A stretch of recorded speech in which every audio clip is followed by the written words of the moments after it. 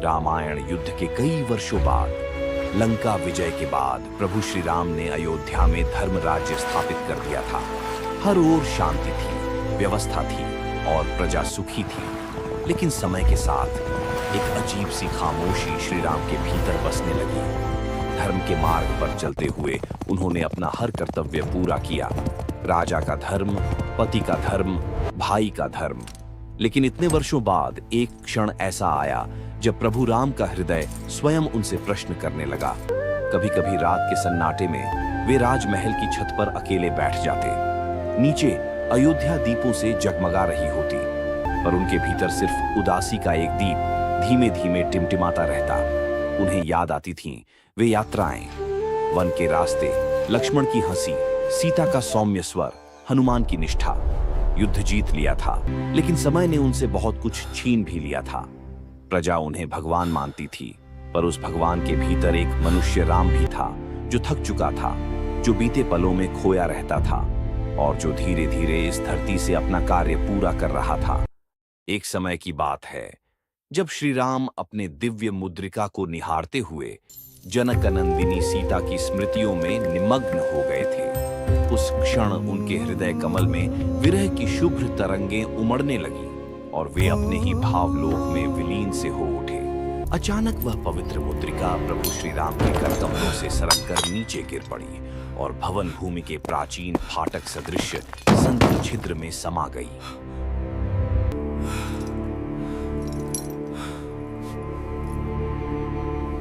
इस अद्भुत घटना के उपरांत प्रभु श्री राम ने करुण गंभीर स्वर में हनुमंत को अपने समीप उपस्थित होने का आदेश दिया, मानो धर्म के किसी गूढ़ रहस्य का उद्घाटन होने वाला हो।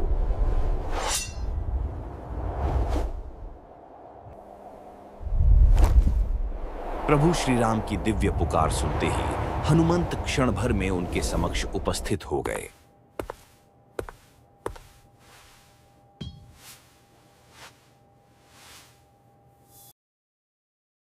प्रभु, आपने मुझे स्मरण किया। हनुमान, मेरी अंगूठी पृथ्वी की गहराइयों में विलीन हो गई है। उस स्थान पर जाओ और उसे वापस ले आओ। प्रभु श्री राम की आज्ञा प्राप्त होते ही हनुमंत ने तत्क्षण अपना सूक्ष्म वपु धारण किया और भवन भूमि के उस प्राचीन फाटक सदृश संधि छिद्र में प्रविष्ट हो गए, मानो वायु का ही एक अदृश्य कण भीतर समा रहा हो।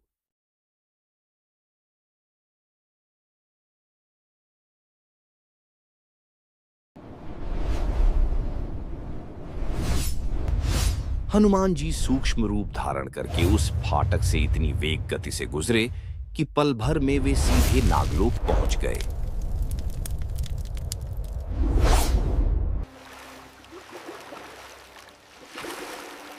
ये कैसी दुनिया है? ये कैसा विधान है? प्रभु की अंगूठी कहां गिर गई होगी? नागलोक के चमचमाते महलों और अनोखी जगमगाहट को देखकर हनुमान जी क्षण भर के लिए चिंतित हो उठे।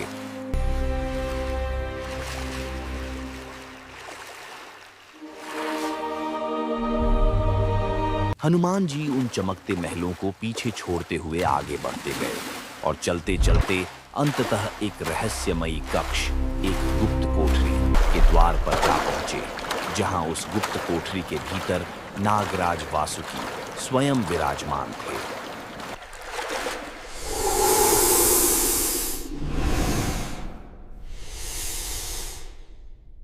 आओ हनुमान, तुम्हारा यहां आगमन कैसे हुआ?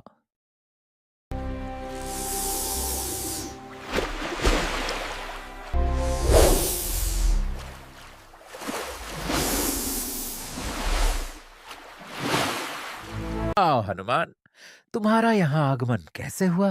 मेरे नाम का ज्ञान आपको कैसे हुआ? मैं तो अभी अभी यहाँ पहुंचा हूं। मुझे सब ज्ञात है, वानर श्रेष्ठ। तुम हनुमान हो और श्री राम की खोई हुई मुद्रिका लेने आए हो। आपने सत्य कहा, पर आपको यह सब कैसे पता चला? और कृपा करके प्रभु श्री राम की मुद्रिका मुझे दे दीजिए। वे मेरे प्रत्यावर्तन की प्रतीक्षा कर रहे होंगे। दे दूं? नहीं, ये तो तुम ही ढूंढ कर ले जाओगे। फिर वे हनुमान को एक विशाल कक्ष में ले गए, जहां अनगिनत मुद्रिकाएं एकत्र पड़ी थीं। सैकड़ों, हजारों, जैसे किसी भंडार में जमा की गई हों। हनुमान आश्चर्यचकित हो उठे। यह कैसे संभव है? प्रभु की एक मुद्रिका तो केवल एक ही है, फिर यहां इतनी सारी कैसे? मेरी समझ से बाहर है। हनुमान, ये बातें तुम्हारी सरल समझ से परे हैं।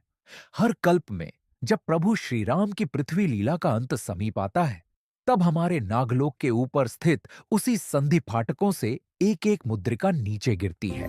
यह देव नियत क्रम है, सनातन चक्र का हिस्सा। प्रभु की लीलाएं भले बदलती हों, पर यह संकेत हर युग में समान रहता है।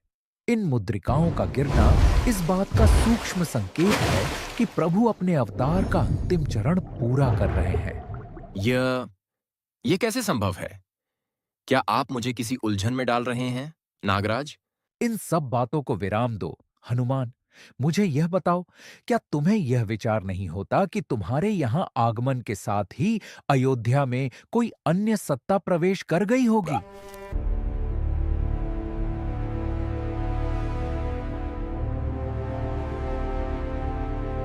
जब तक मैं हूं, तुम अयोध्या में प्रवेश नहीं कर सकते। यह बात सुनते ही हनुमान जी के अंतर्मन में छिपी सारी सच्चाइयां उजागर हो गईं।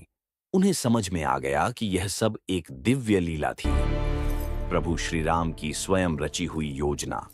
प्रभु ने जानबूझकर ऐसा मार्ग बनाया था जिससे हनुमान अयोध्या से दूर चले जाएं, क्योंकि जब तक हनुमान प्रभु के पास रहते, यमराज अयोध्या में एक कदम भी नहीं रख सकते थे और प्रभु श्री राम को अपनी पृथ्वी लीला का अंत करके विष्णुलोक लौटना था। इसलिए यह सब, मुद्रिका का गिरना, नागलोक का मार्ग खुलना और हनुमान का वहां पहुंचना, सब प्रभु की चाल और प्रभु की इस सूक्ष्म लीला के फलस्वरूप यमराज अंततः अयोध्या की सीमाओं में प्रवेश कर सके।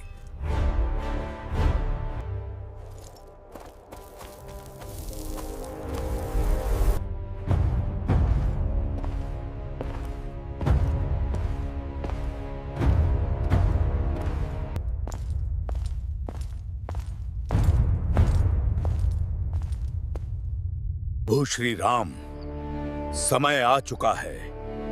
अब आपको मेरे साथ चलना होगा। इसके उपरांत यमराज ने विनम्र स्वर में निवेदन किया, प्रभु, अब प्रस्थान का समय आ पहुंचा है। यदि थोड़ी देर भी हुई तो हनुमान अयोध्या लौट आएंगे और फिर संसार की कोई शक्ति आगे का कार्य पूर्ण नहीं कर पाएगी। हां यमराज, आपने सत्य कहा। हमें चलना होगा हनुमान के लौटने से पहले। कहकर यमराज और प्रभु श्री राम आगे बढ़े और धीरे धीरे विष्णुलोक की ओर प्रस्थान करने लगे।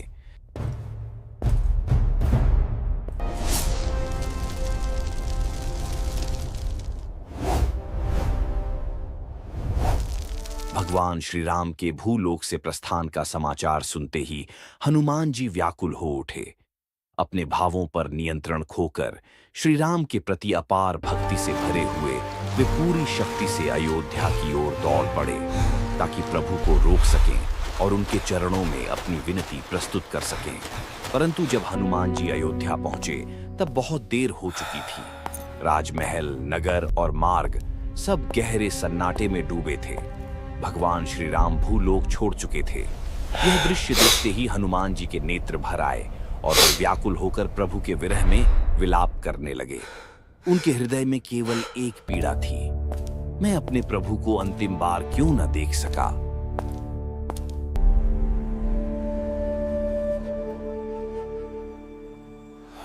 ऐसे ही बहुत समय बीत गया। वर्षों बाद एक दिन हनुमान जी श्री राम की भक्ति में पूरी तरह लीन होकर एक विशाल वृक्ष के नीचे ध्यान मग्न बैठे थे। उनका मन शांत था, हृदय केवल राम नाम की धुन में डूबा हुआ था। इसी गहरी भक्ति के मध्य अचानक उनके मन में एक तीव्र भावना जागी। नागराज वासुकी के वे शब्द उनके मन में गूंजने लगे कि हर कल्प के अंत में उनकी एक एक फटकों से एक एक दिव्य मुद्रिका गिरती है। हनुमान जी गहन चिंतन में डूब गए।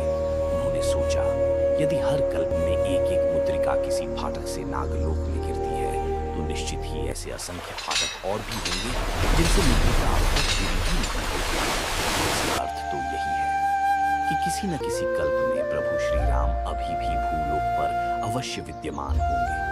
हनुमान के हृदय में एक आशा की ज्योति प्रज्वलित हो उठी। यदि मैं उन फाटकों के मार्ग तक पहुंच सकूं, तो मैं उस कल्प के प्रभु श्री राम से मिल भी सकता हूं। और नागलोक की अनेक गूढ़ राहों में आगे बढ़ चले। वे एक एक फाटक की खोज करने लगे, क्योंकि प्रत्येक फाटक किसी न किसी कल्प का द्वार था। असंख्य मार्ग, असंख्य लोक और अनगिनत फाटक। हनुमान जी आते जाते सूक्ष्म गति से फाटक दर फाटक पार करते गए। वे हर द्वार को जांचते, हर संकेत को परखते और हर लोक को पहचानने की कोशिश करते रहे। और तभी एक क्षण ऐसा आया जब वे एक विचित्र अनजाने कल्प में प्रवेश कर गए। जैसे ही वे वहां उतरे, उनके अंतर्मन में एक अद्भुत अनुभूति हुई। एक दिव्य कंपन, एक परिचित प्रकाश, एक अपूर्व शांति। हनुमान जी तुरंत समझ गए, यहाँ प्रभु श्री राम अभी तक भूलोक से प्रस्थान नहीं किए हैं। इस कल्प में वे अब भी विद्यमान हैं। उनकी आंखों में आशा की ज्योति फैल गई। हृदय भक्तिभाव से भर उठा और संकल्प दृढ़ हो गया, मैं अवश्य प्रभु से मिलूंगा। यह विचार करते हुए हनुमान जी आगे बढ़ चले। परंतु एक बात वे अपनी गहन भक्ति में समझ ही नहीं पाए। यदि इस कल्प में प्रभु श्री राम अभी भी भूलोक पर विद्यमान है, तो निश्चय ही इस कल्प में उनके साथ एक अन्य हनुमान भी उपस्थित होंगे, जो उसी कल्प के श्री राम की रक्षा के लिए सदैव उनके समीप रहते होंगे। और इसी कारण इस कल्प के हनुमान किसी भी स्थिति में दूसरे कल्प से आए हनुमान को प्रभु श्री राम से मिलने नहीं देंगे।